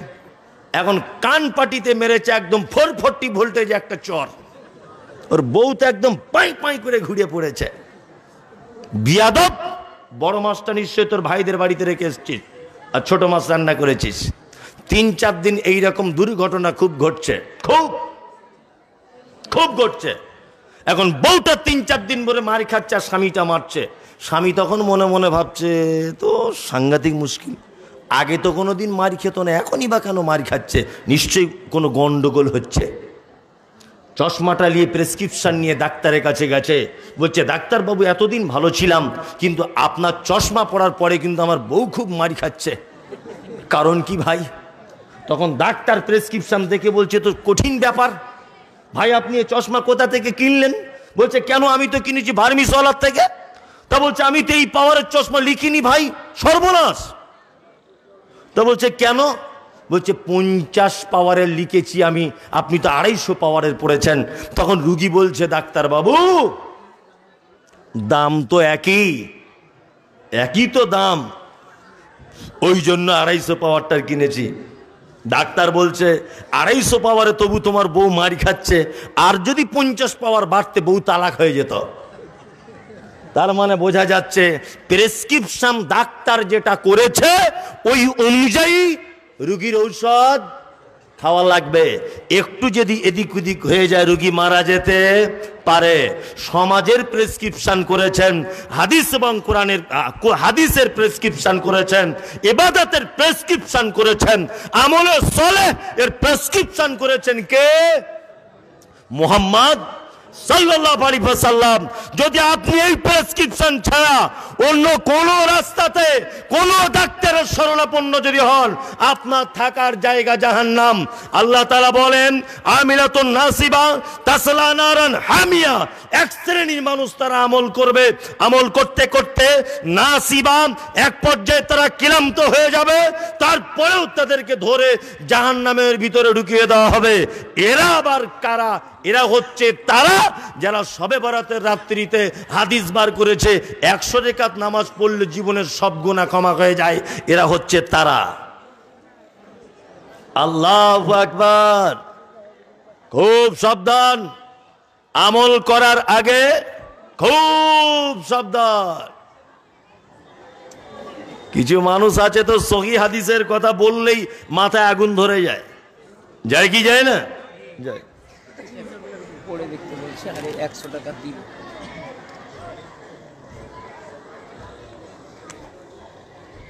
দেখুন, একটা কথা বলে রাখছি, সেটা হচ্ছে এই যে আমি ফতোয়া দেওয়ার যোগ্যতা রাখি না। একটা কথা মাথায় রাখবেন, বক্তা আলাদা জিনিস, ও থুতুনির জোর থাকলেই হয়। কি বললাম বুঝলেন? আর ইলমিয়াত আলাদা জিনিস, দার্সের জ্ঞান আলাদা, বক্তব্য আলাদা। একটা লোক দীর্ঘ 40 বছর বুখারী পড়াচ্ছেন, আপনি তাকে 2 ঘন্টা বক্তব্য রাখতে বলুন, যদি ওনার বক্তব্য রেখে অভ্যাস না থাকে উনি 5 মিনিটে মাইক ছেড়ে দিয়ে পালাবেন। অথচ বিশাল বড় আলেম, খুতবা দিতেও ভয় করে। কিন্তু আমার যোগ্যতা নেই, কিন্তু থুতুনির জোর আছে। কি বলছি বুঝতে পারছেন না? মানে শক্তি না থাকলেও হুঙ্কার আছে। হুঙ্কারই মানে মোটামুটি এদিক ওদিক করে পার করে নিয়ে যাব। তা আমি বড় যোগ্য আলেম নয়। লিখেছেন এখানে, রাস্তাঘাটে চলাকালীন যদি জানা কি ছাগলের গরুর পেচ্ছাপ পায়খানা করে দেয় নামাজের আগের পূর্বে, তাহলে তার করণীয় কি? 1, 2, দুটো বাচ্চা যদি পেশাব পায়খানা করে কলে করে দেয়, কোলে যদি করে দেয় তাহলে করণীয় কি? নামাজ হবে না? হবে না। কেউ বলছে হবে, আবার কেউ বলছে হবে না। আর কত বছর পর্যন্ত নামাজ হবে পেশাব পায়খানা করে দিলে? এটা আমি বলতে পারবো, কিন্তু বলবো না। আপনি মোজাম্মেল সাহেবকে জিজ্ঞেস করবেন, কারণ এ রাইট আমার নেই। আমি ওই পর্যন্ত যোগ্যতায় পৌঁছাতে পারিনি। জানি সবগুলোই, কিন্তু বলতে পারছি না। কি বললাম বুঝলেন? বড় আলেমদের কাছে জানুন। তাহলে আমি বলা মানে আমি তো মনে করছি যে ওনাদেরকে একটু করা হবে, ওনাদেরকে প্রশ্নটা করবেন। আলহামদুলিল্লাহ, আমি ছোটোখাটো গ্রামের ফটিকের মতো কুয়াক ডাক্তার, বুঝলেন না? আমি জ্বর সর্দি কাশি হলে ইনশাল্লাহ সারিয়ে দেবো, কিন্তু অপারেশন করতে হলে তখন মোজাম্মেল সাহেবকে ডাকতে হবে। ওটা আমার পক্ষে সম্ভব নয়, উনি সার্জেন। আমি এমনি ফটিক করিম ফিটু এদের মতো পাতলা পায়খানা, 2টো ওষুধ দিয়ে দিলাম, সেরে গেল এরকম। কেউ পীরের কাছে যাচ্ছে, ওকে ধোলাই করে ছেড়ে দেবো, অসুবিধা নেই। কেউ মাজারে যাচ্ছে, ওকে একদম চিরাই কলে দিয়ে দেবো, কোনো অসুবিধা নেই। কেউ বেদাত করছে, কোনো সমস্যা নেই, আমার কাছে আনুন, ওকে সুস্থ করে দেব। কেউ সহি হাদিস মানতে চাইছে না, ওকে আমার কাছে আনুন, কড়া ডোজ, কোনো সমস্যা নেই। ফতোয়া আই মমতাজুল ইসলাম নেই, মাফ করবেন। যাই হোক, যে কথা বলতে বলতে এত দূর পর্যন্ত এলাম। আমল করার আগে আমলে সলেহ অর্থাৎ ভালো আমল করার আগে আপনাকে কয়েকটা জিনিস মাথায় নিতে হবে। আমি একটা একটা করে বলছি, ইনশাল্লাহ নেব। ইনশাল্লাহ বলুন। ইনশাল্লাহ। 1, আমল করার আগে বুঝতে হবে বেদাত কাকে বলে। যার বেদাতের জ্ঞান নেই সে আমলের ভালো মন্দ বুঝবে না। সে আমলের, এই ভাই একটু বসে যান, সে আমলের ভালো মন্দ কি বুঝবে না, কারণ তার কাছে সবই ভালো। ওই জন্য আপনাকে প্রথমে বেদাত বলে দিয়ে যাচ্ছি। এক, ইসলামে নেই এমন কোন কাজ যদি কেউ নেকির উদ্দেশ্যে করে এর নাম বেদাত। তবে আমাদের বর্তমানের কিছু হুজুর বার হয়েছে, ওই জিলাপিখোর হুজুর, ওরা ফতোয়া দিচ্ছে বেদাত দুই প্রকারের, বলছে বেদাতে হাসানা, বেদাতে সাইয়্যা, বলে ভালো বেদাত আর খারাপ বেদাত। অথচ নবীজির ভাষা কি? নবীজির ভাষা হচ্ছে কুল্লু বিদআতিন যালালা ওয়া কুল্লু যালালাতিন ফিন্নার। প্রত্যেক নতুন আবিষ্কৃত কাজ হচ্ছে ভ্রষ্টতা, প্রত্যেক ভ্রষ্টতাকারী স্থান ফি মধ্যে, নার মানে আগুন। নবীজি বলছেন প্রত্যেক নতুন আবিষ্কৃত জিনিস কি? বেদাত। আর এই হুজুর আবার বলছে বেদাত দুই ভাগে বিভক্ত। পায়খানার আবার কোয়ালিটি হয়, হ্যাঁ, যেটা হেড মাওলানার পায়খানা একটু সেন সেন ভাব, হ্যাঁ, এটা রিক্সা চালকের খুব দুর্গন্ধ, এরকম ব্যাপার থাকে। বেদাত বেদাত। সোশ্যাল মিডিয়াতে তো আমাকে খুব গালাগালি দেয়, দেখেন, শুধু বলে এই মমতাজুল ইসলাম তুই তো আগে ছিলিস না, তুই এখন জন্ম হয়েছিস, তুইও বেদাত। আগে মাইক ছিল না, মাইক এখন বক্তব্য রাখছিস, তোর মাইকও বেদাত। বলছে কি? বলছে না, আরে বোকা, এগুলো জাগতিক প্রয়োজন, এগুলো কেন বেদাত হবে? আমার নিয়তে এরকম আছে যে মাইকে বক্তব্য দিলে 300 গুণ নেকি বেশি আছে না, এমনি দিচ্ছি মানুষের সুবিধার্থে, নেকি বেশি কম আছে? ইমাম সাহেব যদি মুখে নামাজ পড়ায় আর মাইকে যদি নামাজ পড়ে, নেকি কম বেশি আছে? ওটা কেন বেদাত হবে? বেদাত এইটা যেটা তুমি নেকির উদ্দেশ্যে করছো। আল্লাহু আকবার। আপনাকে একটা রিসেন্ট ঘটে যাওয়া গল্প বলছি, শুনে নেন। গল্প তো নয়, এ মারাত্মক ব্যাপার। কি বলছে? এটা আপনারা জানেন যে খন্দকের যুদ্ধ হয়েছিল, আর সাহাবীদেরকে নিয়ে আল্লাহ নবী সাল্লাল্লাহু আলাইহি ওয়াসাল্লাম একটা পরীক্ষা অর্থাৎ রণকৌশলের জন্য একটা খাল কেটেছিলেন, তাই না? খাদ্য খাবারের ভালো ব্যবস্থা ছিল না। আল্লাহ নবী সাল্লাল্লাহু আলাইহি ওয়াসাল্লাম পেটে পাথর বেঁধেছিলেন। বিস্তারিত ঘটনা। পেটে কি বেঁধেছিলেন? পাথর। কলকাতাতে একটা জায়গা আছে বাগমারি বলে, নাম শুনেছেন কেউ? ওখানে একটা পীর আছে, পীরের নাম আজানগাছি, নামও সাংঘাতিক, আজানগাছি। ওই আজানগাছি পীর উনি বলছেন যে ওই যে নবী দুটো পাথর পেটে বেঁধেছিল, ও পাথর মক্কা মদিনার কোথাও কেউ সংরক্ষণ করে রাখতে পারেনি। ওই পাথর আমাদের বাগমারি কলকাতার আজানগাছি দরবারে আছে। যদি কেউ এই পাথরে যদি চুম্বন করেন তাহলে তার 72 বছরের ক্ষমা, প্রত্যেক চুম্বনে 72 বছরের করে গুনাহ ক্ষমা হয়ে যাবে। তো একটা মানুষ বাঁচে কত বছর? হে হ্যাঁ বদমায়েশ, এ কথার রাইট আছে তোমার বলার? মিথ্যুক। 1500 বছর আগে ঘটনা ঘটেছে, তুমি পাথর কি করে আনলে কলকাতাতে? আর তুমি বুঝলে কি করে যে এই পাথরটাই আল্লাহ নবী সাল্লাল্লাহু আলাইহি ওয়াসাল্লাম দিয়েছিলেন পেটে? মিথ্যুক। সারা পশ্চিম বাংলাতে মানুষদেরকে যদি জাহান্নামের পথে যদি হাঁটায়, আপনাদেরকে বলে রেখে দিচ্ছি, এক শ্রেণীর আলেমরা আপনাদেরকে জাহান্নামের জন্য প্রস্তুত করছে। এক শ্রেণীর আলেমরাই। তবে এটা যদি যুগ হযরত ওমরের হতো, এটা যদি হযরত আবু বকরের হতো, এটা যদি হযরত উসমানের হতো, তাহলে এই সমস্ত হুজুরদের বেঁচে থাকার কোনো রাস্তা ছিল না। ছিল না। বাদশাহ হারুন রশিদ নাম শুনেছেন? শুনেছেন? বাদশাহ হারুন রশিদের কাছে একটা লোক এসেছে। বাদশাহ শাহজাহান, ভুল বললাম, বাদশাহ শাহজাহানের কাছে একটা লোক এসেছে। একটা লোক আসার পরে বাদশাহ শাহজাহান দেখতে পাচ্ছে যে লোকটার কাছে একটা বাঁক আছে। বাঁক বুঝেন? আগেকার দিনে ধান টান বহিত, একটা বাঁশ দিয়ে দুই সাইডে ধান বহিত, কি বলে? বাহক। আমাদের ওদিকে বাঁক বলে, এখানে বাহক বলে। যাই হোক, তা বাহকে করে একটা লোক এসেছে বাদশাহ শাহজাহানের কাছে।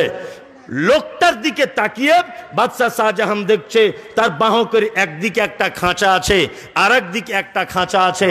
একটা খাঁচাতে একটা পাখি, আর একটা খাঁচা সম্পূর্ণ ফাঁকা। বাদশাহ শাহজাহান জিজ্ঞাসা করে বলছে, কি ব্যাপার বাহকের মালিক, তোমার এই অবস্থা কেন? একটাতে বাহকে আছে পাখি, আর একটা বাহক ফাঁকা, এর কারণ কি? তখন ওই লোকটা বলছে, জাহাবনা, এটা আর কিছু নয়, এই যে পাখিটা দেখতে পাচ্ছেন এটা হচ্ছে আমার অরিজিনাল খাঁচা, আর যেটা ফাঁকা দেখতে পাচ্ছেন এটা হচ্ছে পাখি ধরার একটা ফাঁদ।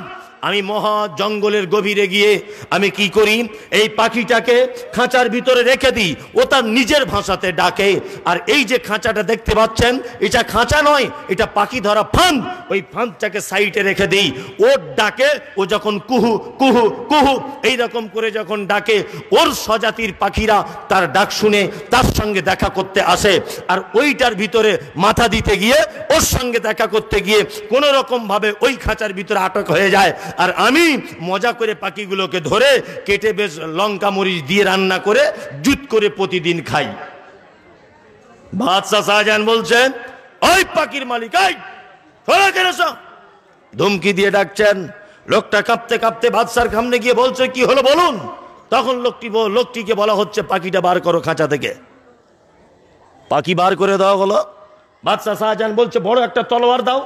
তলোয়ার দেওয়া হলো, পাখিটাকে একেবারে কেটে টুকরো টুকরো করে দেওয়া হলো।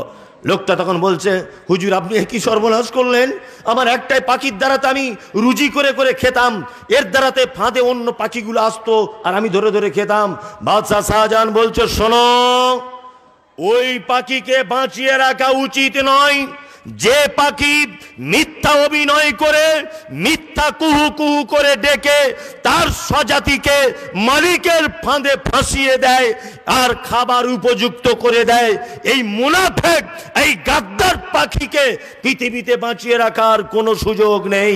আমি মুমতাজুল ইসলাম বলছি, বড় পাঞ্জাবি পরে, মাথায় চারতলা টুপি পরে, হাতে কয়েকটা ফচকে চেনের মতো আংটি পরে যারা সমাজের মানুষকে বেদাতের দিকে নিয়ে যাচ্ছে, মাজারের দিকে নিয়ে যাচ্ছে, পীর মুরিদির দিকে নিয়ে যাচ্ছে, অবশ্যই যদি এটা হযরত আবু বকর সিদ্দিকের জামানা হতো, উসমানের জামানা যদি হতো, আলীর জামানা যদি হতো, আবু বকরের জামানা যদি হতো, বাদশাহ শাহজাহানের মতো এদেরকে কুচকুচ করে কেটে ফাঁসির মঞ্চে ঝুলিয়ে দেওয়া হতো, একজনকেও ছাড় দেওয়া হতো না। তাছাড়া বলে কি করে, হ্যাঁ, এ কথা বলে কি করে? একটা চাদর ছড়িয়ে দেওয়ার পরে বলছে, এই চাদরটা ধরে যারা কলেমা শরীফ 4 বার, দরুদ শরীফ 4 বার, অমুক শরীফ 4 বার, 8 বার করে যদি তোমরা বলো, বা 3 4 12 বার যদি বলো, তাহলে তোমাদের ফ্যামিলির সব লোক জান্নাত চলে যাবে। জান্নাত তোমার বাপের কেনা আছে নাকি? আশ্চর্য ব্যাপার। ওই জন্য আপনাকে বলছি, আমল করার আগে খুব সাবধান থাকবেন, আপনার আমল যাতে বেদাতে রূপান্তরিত না হয়। আমল করার আগে ভাববেন যে এই আমলটা মুহাম্মদ সাল্লাল্লাহু আলাইহি ওয়াসাল্লাম করেছিলেন কিনা, এটা জানা লাগবে কি লাগবে না? লাগবে। আমরা খুব সুবিধাবাদ, জিন্দাবাদ। খুব।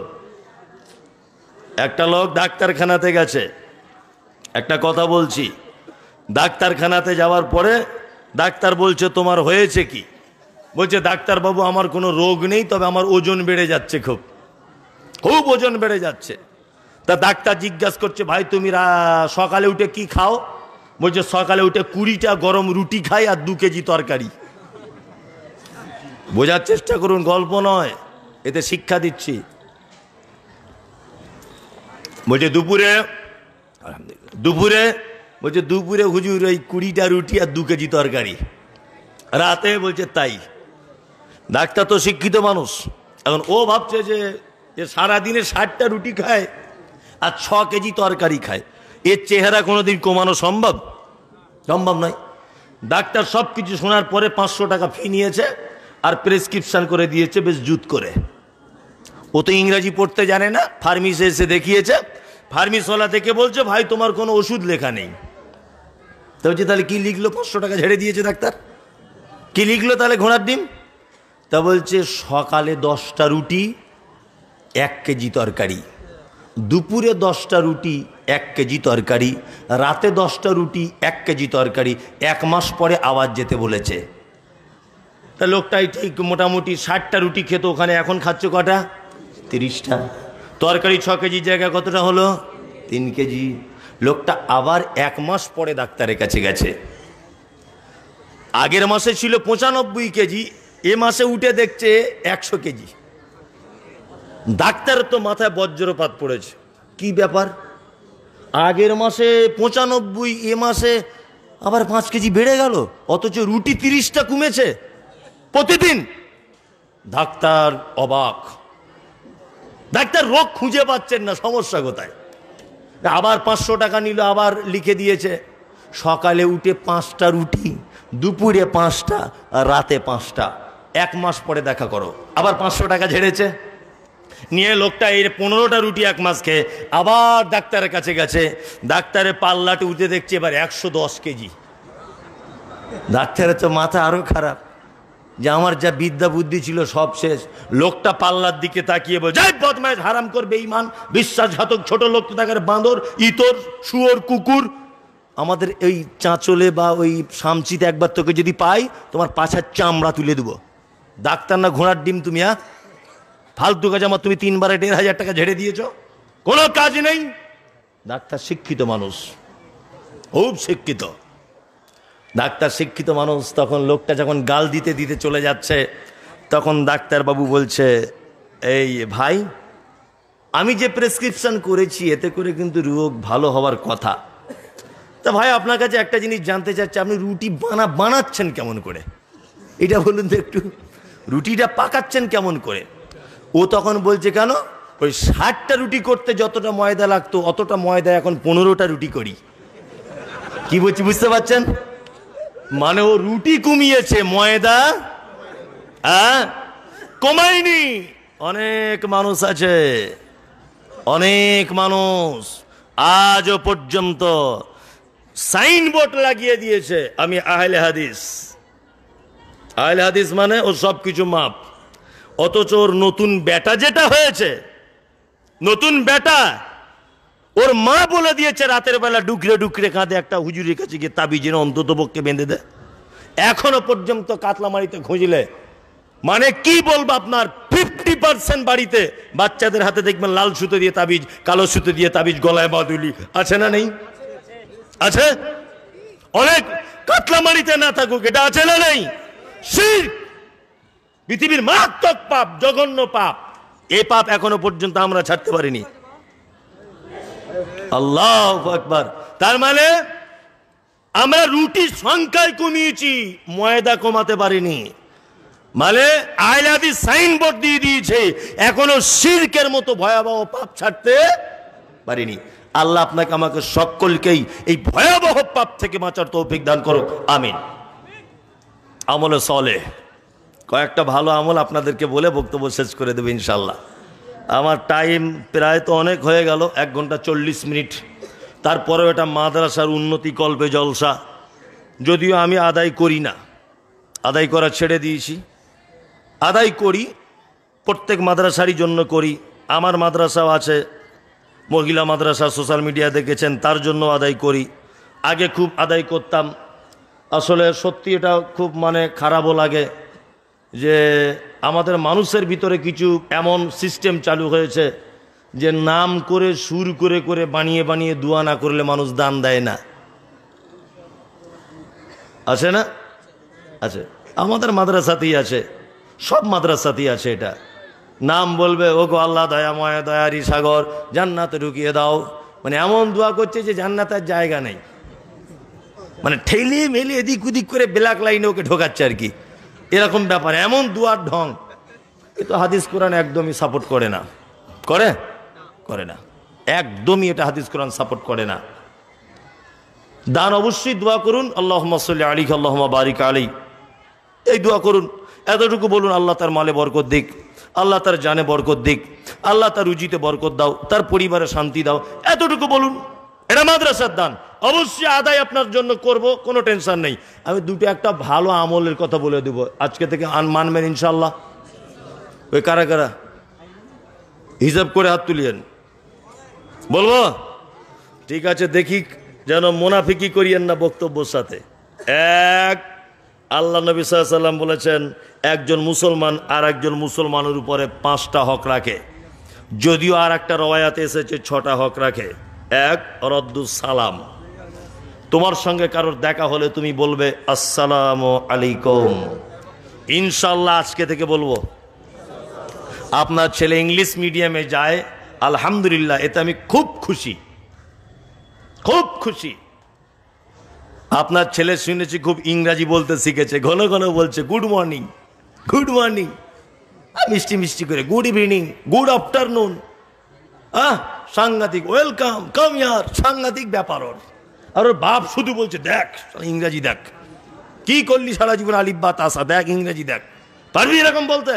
এই গোলাম হোসেন, তোমার ছেলে সারাদিন যদি good good good good good good করেই যদি তার মুখে যদি ফেনা চলে আসে, অনুপরিমাণ কোনো নেকির সম্ভাবনা নাই। আপনার ছেলে ইংলিশ মিডিয়ামে পড়ে, গুড মর্নিং শিখুক, গুড ইভিনিং শিখুক, গুড আফটারনুন শিখুক, আমার মমতাজুল ইসলাম কোনো আপত্তি নেই। তবে এটা বলে দেবেন, আব্দুল্লাহ, সাইফুল্লাহ, ফাহাদ, শোনো বেটা, এইসবগুলো স্কুলে শিখতে হয়, স্কুলে বলতে হয়। তোমার চাচাকে দেখা হলে বলতে হয় আসসালামু আলাইকুম ওয়া রাহমাতুল্লাহ। এটা বলে দিতে হবে বেটাকে। ইনশাল্লাহ বলবো, ইনশাল্লাহ।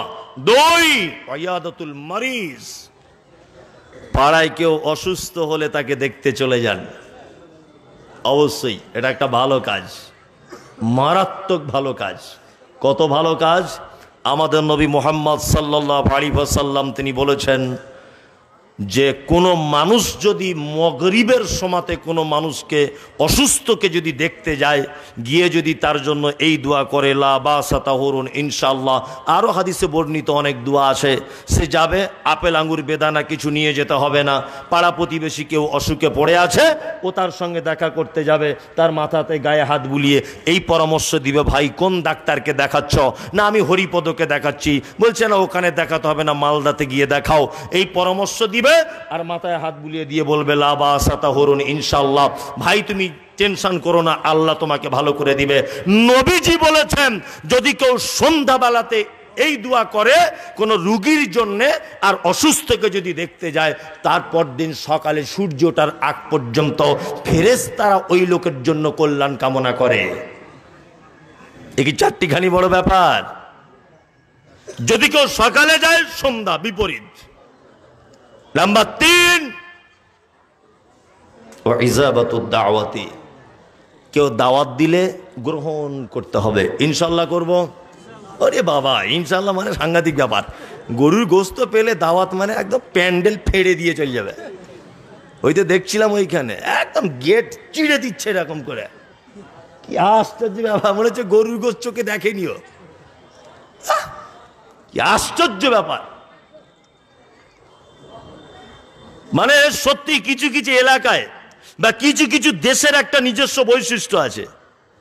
এশার নামাজ পড়ে যখন মক্কা থেকে বার হচ্ছিলাম, কাবা থেকে, তা কিছু লোক দেখছিলাম এই বিরিয়ানির প্যাকেট ফ্রিতে বিলি করছিল, বুঝলেন তো?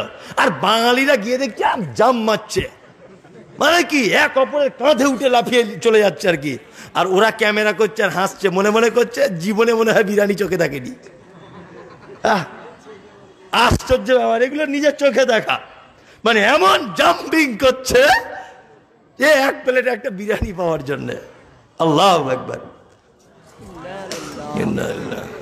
সত্যি আপনাদের মাইক সিস্টেমটা খুব খারাপ হয়ে গেছে আজকে, না?